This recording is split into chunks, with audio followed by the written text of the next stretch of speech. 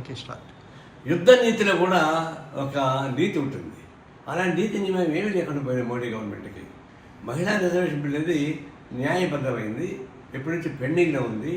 గీతా ముఖర్జీ గారు రాసినటువంటి రిపోర్ట్ని ఆమోదించడానికి రాజ్యసభలో, లోక్సభలో ఆమోదించాలి. దాన్ని ఆమోదించడానికి దాని మధ్యలో ఒక రిజర్వేషన్ బిల్లు, డీలిమిటేషన్ బిల్లు తీసుకొచ్చి పెడతా ఉన్నారు. అంటే పాయసం ఇస్తూనే విషగుళ్ళు చూడించి రెండూ కలిపి తాగండి అని చెప్పేసి అనే పద్ధతుల్లో మహిళా రిజర్వేషన్ బిల్లులు తీసుకెళ్ళి డీలిమిటేషన్లో పెట్టి రెండూ ఆమోదించమని చెప్పండి. ఆమోదించకపోతే మహిళా వ్యతిరేక బిల్లు బ్లాక్మెయిల్ చేస్తారు. మహిళా అడ్డం పెట్టుకుని బ్లాక్మెయిల్ చేస్తాను దుర్గతి ఈ బీజేపీ కనిపిస్తూ ఉంది.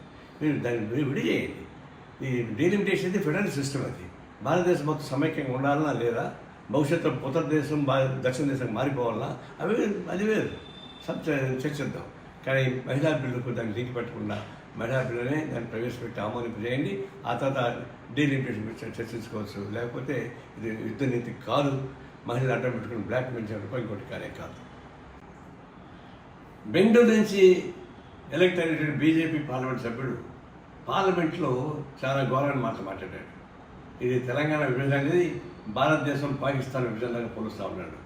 మరి ఆ రోజు విభజన చట్టాన్ని ఆమోదించేది సుష్మా స్వరాజ్, భారత్ బీజేపీ నాయకురాలు, లోక్సభ నాయకురాలు ఆమోదించింది.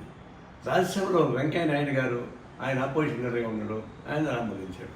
అంటే బీజేపీ వెంకయ్య నాయుడు, సుష్మా స్వరాజ్ వాళ్ళు తప్పు చేస్తే తప్పని చెప్పండి. సమాధానం చెప్పాల్సిన వెంకయ్య సమాధానం చెప్పాలా, గతంలో కాబట్టి ఆయనకి సమాధానం, అంటే కిషన్ రెడ్డి సమాధానం చెప్పాలా. అలాంటి అవాకులు పలికిన కదా నేను మీకు సస్పెండ్ పెట్టుకోతాను.